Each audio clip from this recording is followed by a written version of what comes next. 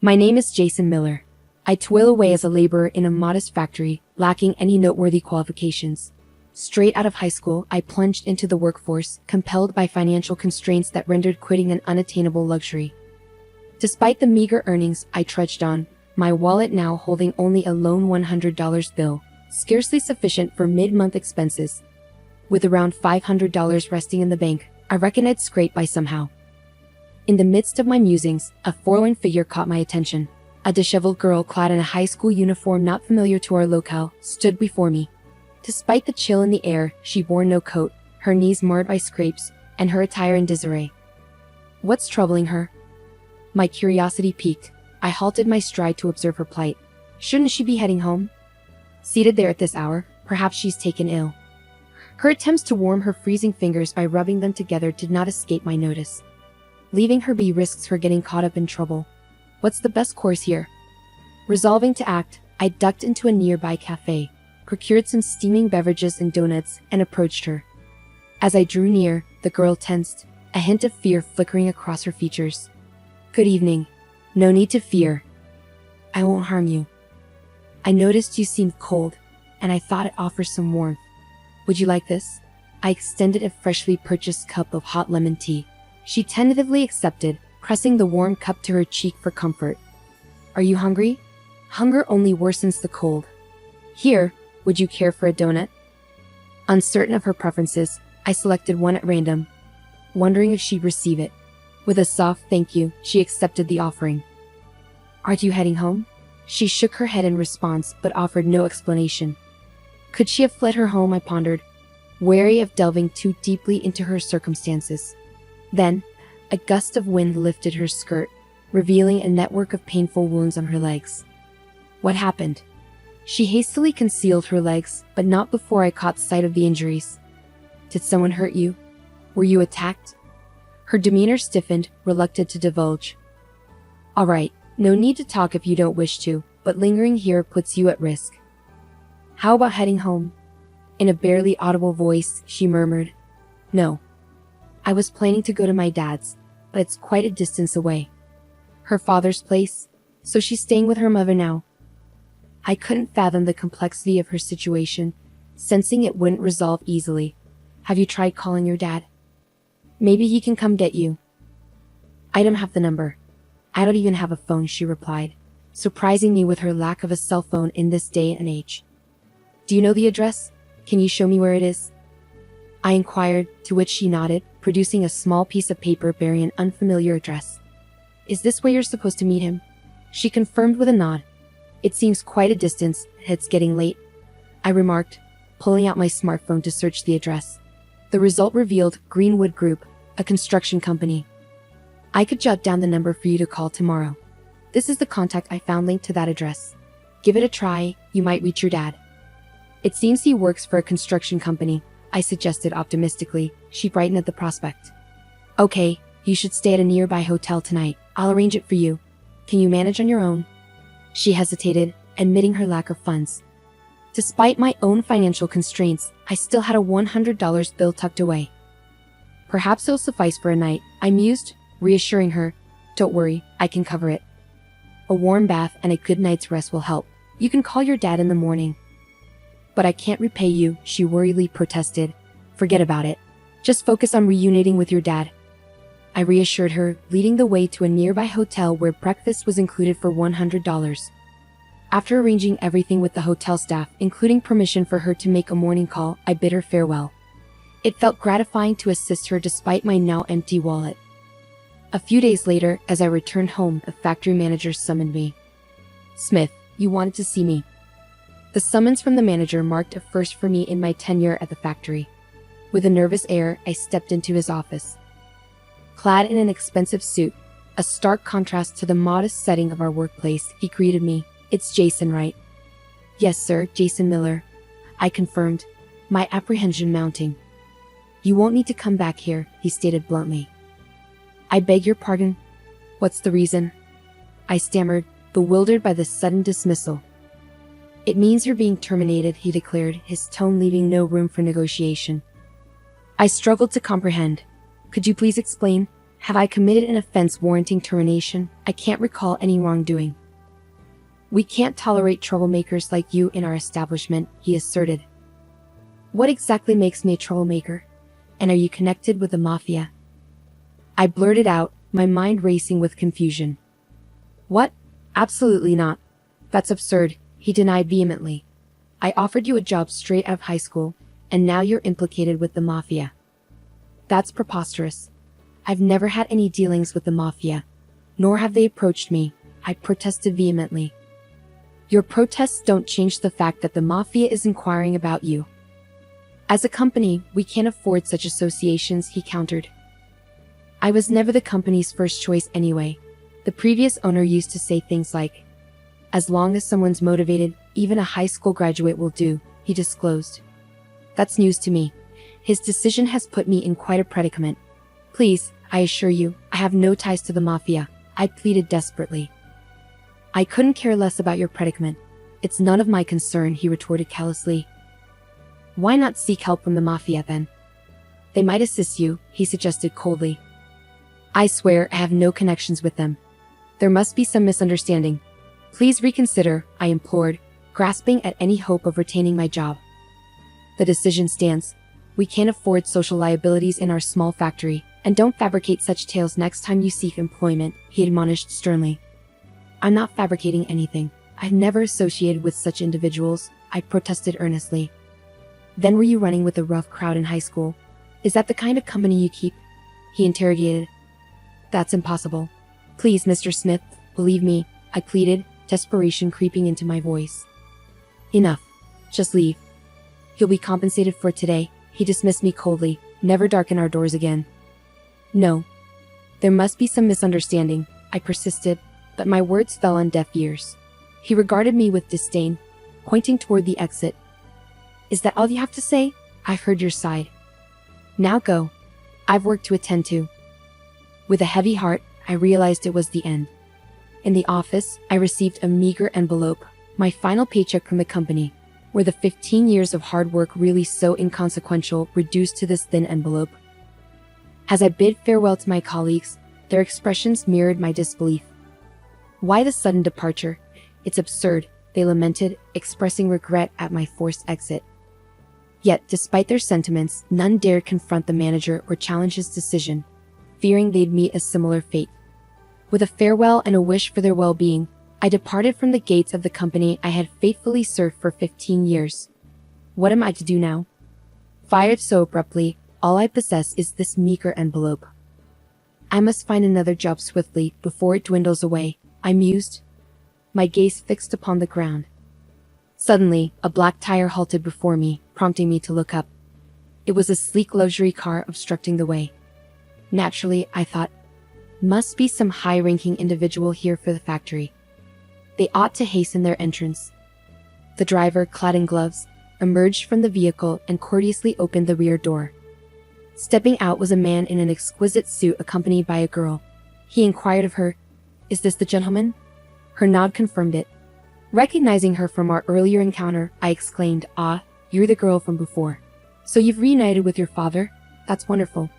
I'm truly glad for you." Forgetting my recent misfortunes, I addressed her warmly. She beamed and embraced me.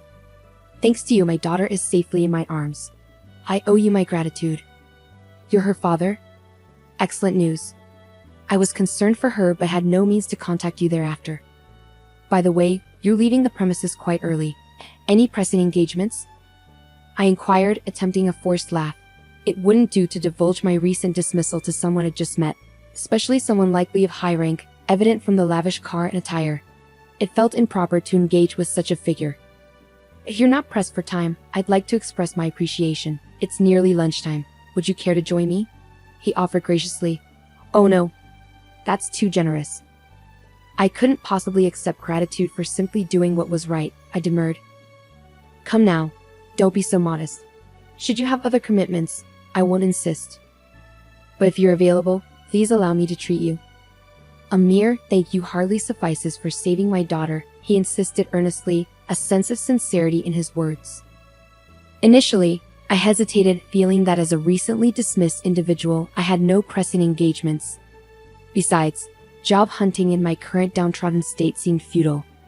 However, considering my circumstances, I relented, saying, "If you insist, then I'll accept your generous offer," and agreed to accompany them. Stepping into the car, I was whisked away to a posh restaurant. "Excuse me, I'm not exactly dressed for this," I remarked, gesturing to my work attire, hardly suitable for such an upscale establishment. Expecting a modest diner at best, I was taken aback by the opulence. Yet the man chuckled heartily, dismissing my concerns with, "Don't worry about it. Clothes don't dine." With his encouragement, I followed him, noting the lack of fuss from the hostess, who greeted me with a smile, indicating he was a regular. The ambience of the private room exuded luxury, albeit making me feel somewhat out of place. Despite my discomfort, as the conversation flowed and drinks were poured, I found myself gradually relaxing. The genuine smiles exchanged between father and daughter, coupled with the sumptuous fare, began to thaw my apprehension. It felt surreal, being amidst such extravagance as a high school graduate. Yet, with each sip and bite, I couldn't help but savor the moment, sensing it might be my first and last taste of such indulgence. Eventually, the man disclosed his identity. "I should have introduced myself earlier, but that's unlike me," he admitted, offering me a business card bearing the name B of Greenwood family. "Oh my," I thought, my mind jumping to conclusions. "I apologize," he interjected swiftly. "No need for apologies." "You're right," I replied, realizing my faux pas. "But you see, even a mafia member is a parent. Thanks to you, I'm reunited with my daughter." "I'm truly grateful," he confessed earnestly. "Oh, it was my pleasure," I replied sincerely, touched by his gratitude. "May I ask something?" "I've been curious about why she was there that day," I inquired. "That's because, you see, her mother and I divorced years ago. Shortly after she remarried, her new husband appeared to be the vice president of a small factory. However, after her passing, his new wife took over the household. Coincidentally, around the same time, the factory's president, who had always been kind to my daughter, also passed away. The vice president then ascended to the presidency. Since then, my daughter has been treated as an inconvenience. Could that be why her legs were injured? I wondered aloud. Yes, precisely. She was injured in places not easily visible, especially on her back. It was dreadful. I can't even begin to imagine the pain she endured. Before her mother's passing, she received an amulet and was instructed that if she ever needed help, she should open it. That was the note left for her. Unfortunately, not jotting down a phone number was an oversight. She was desperately trying to locate me. However, despite her efforts, the distance was too great for a high school student to traverse alone. By the time you found her, her wallet was empty. If it hadn't been for your intervention, she might have succumbed to the cold. That was the situation, he explained.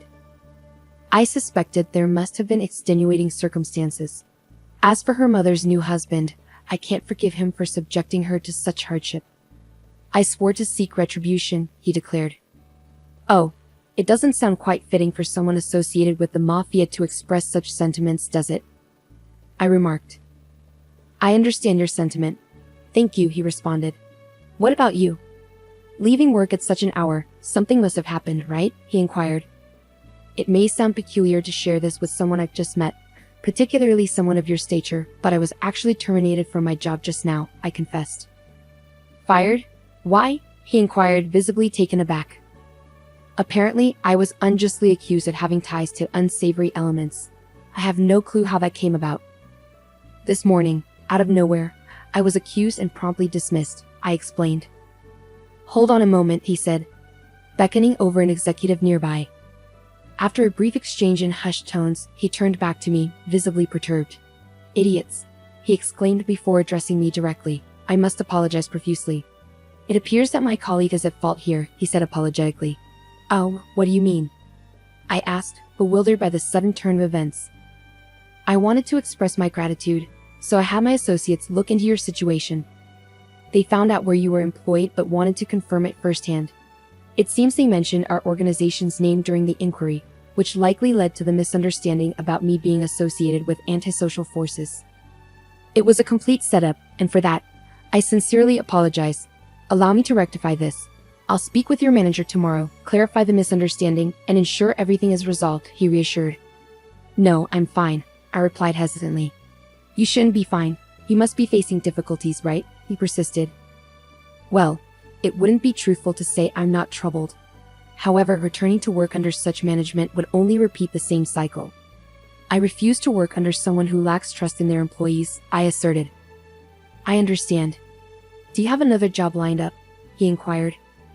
Unfortunately, no. Truth be told, I have nothing at the moment. If I don't secure something by month's end, I'll be in dire straits. But I'm resolved to stand firm, I confessed. Good for you. In that case, how about I introduce you to a company owned by a friend of mine? They have no connections to the mafia. I believe my friend would appreciate your skills, he proposed. No, thank you. I appreciate the offer and I'm tempted to accept. However, should I truly consider it? Even if they claim no affiliation with the mafia, can I trust that completely? I pondered aloud. I see. Well, should you ever find yourself in need, don't hesitate to reach out. I'm here to assist, he offered with a chuckle. About a month later, finding myself in dire straits, I reached out for his help. Despite numerous job interviews, I remained unemployed. Faced with the prospect of settling for part-time work, he invited me for a drink, ensuring it was on him. It was a humble gesture considering his position, and I accepted, surprised to find such generosity from a mafia member. If it's a bar, you're not asking for much, huh? He quipped. That's not fair. I'm treating you, and you prefer a bar over a fancy restaurant, I retorted. Well, I've never been one for fancy restaurants. They make me feel uneasy. I'm more at ease in a casual bar, I confessed. I see. I suppose I didn't consider that, he conceded. With a beer mug in hand, I replied, I'll take this, thanks, and took a swig. So, have you had any luck finding the job? He inquired. Not yet, unfortunately. Being a high school graduate, it's proving to be quite challenging. I've applied to numerous companies, but no success, I admitted. That's a shame. Say, would you mind assisting me with something? He asked, causing my heart to skip a beat. Being asked for help by someone associated with the mafia didn't bode well in my mind. However, he continued, I understand if you're hesitant, but rest assured, my request is not what you might expect. Even though I'm affiliated with the mafia, not all our endeavors are nefarious. I merely seek justice for my daughter, he divulged. Justice, yes. Over the past month, I've been investigating the individual responsible for my daughter's suffering. It transpired to be the manager of the company you were employed at. He operates as the factory's manager. Unlike his predecessor, who wore work attire and engaged with the workforce, this man dons expensive suits and avoids the factory floor entirely. He resides in a luxurious neighborhood over an hour's drive away, which explains his habitual tardiness. Absolutely, a classic example of executive negligence. My daughter practically served as his maid, and it appears she wasn't even adequately nourished. Reduced to tears while eating a single bagel. Unbelievable, isn't it? Yes, unfortunately, it's true. How could he treat my daughter in such a despicable manner? He muttered, frustration evident as he finished his beer. Hence, my desire for retribution for my daughter. But when we talk about revenge, it's not about resorting to anything unlawful. I refuse to risk losing precious time with my daughter by ending up behind bars over a scoundrel like him. So we're approaching this legally. Legally? Yes, hence why I've established a company. What sort of company? It operates within the same industry, but truthfully, it's rather inconsequential. What I'm truly after is seizing control of that company. Seizing control? Yes, precisely. We'll orchestrate a takeover and oust the manager. I possess substantial incriminating evidence against him. He's drowning in personal debt, largely accrued from gambling and the like, and now he's funneling the company's profits to settle his debts. Is that so? Yes. That's precisely why the employees' wages have plummeted. They've seen a significant decline since the passing of the previous manager. That's correct. Our wages took a nosedive following the demise of the previous manager. It's clear now. We were all pawns in his scheme, toiling for his benefit. Hence, my resolve to oust him from the company and transform it into a place where employees are rightfully compensated. What fate awaits the manager once he's ousted? Well, I reckon he'll be in quite a bind. Additionally, it appears his wife married him solely for his wealth. If she discovers he's no longer in power, she'll likely abandon him. Moreover, socially, I'll ensure he's ostracized, making it challenging for him to secure employment elsewhere. You could do that? Well, I am the boss of Greenwood after all. Manipulating such situations comes naturally to me. I understand. I sought your assistance because you too fell victim to his actions.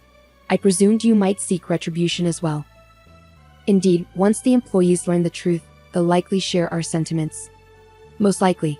If things proceed as intended, I aim to expand the factory further, and I envision you as a manager.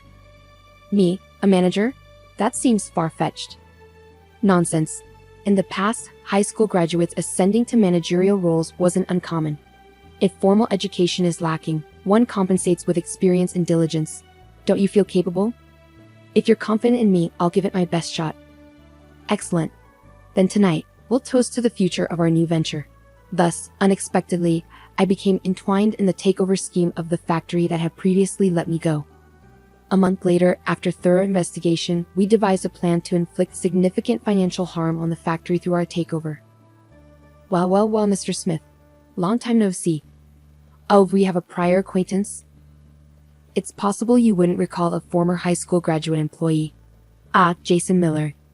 You were terminated under the mistaken assumption of having ties to the mafia. Well, that's not entirely accurate. No worries.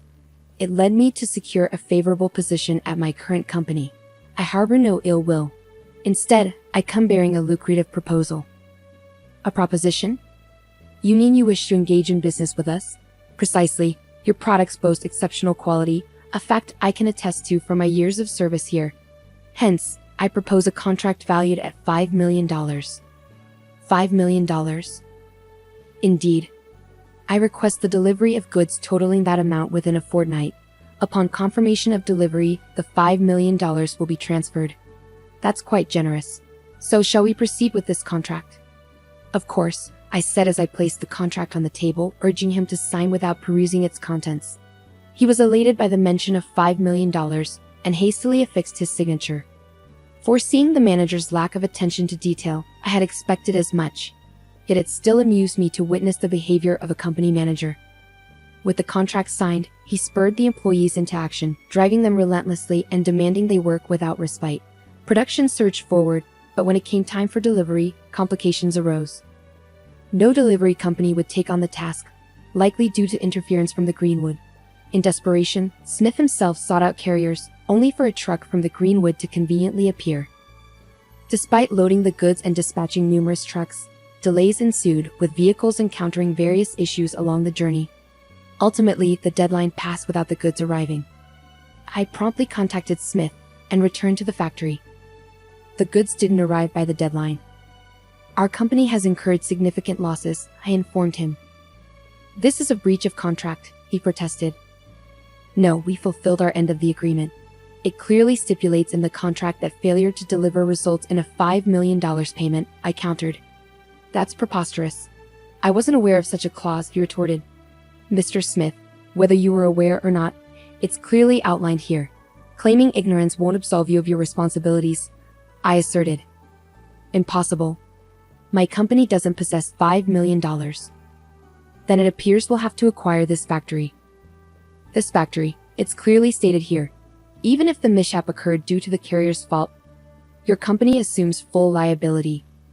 You've signed the agreement, haven't you? Hold on, this is outrageous. Without the factory, it will spell disaster. Indeed, it appears so. No longer will anyone be able to settle the personal debts you've accumulated. How did you become aware of that? That's not all. It's likely your wife will depart as well.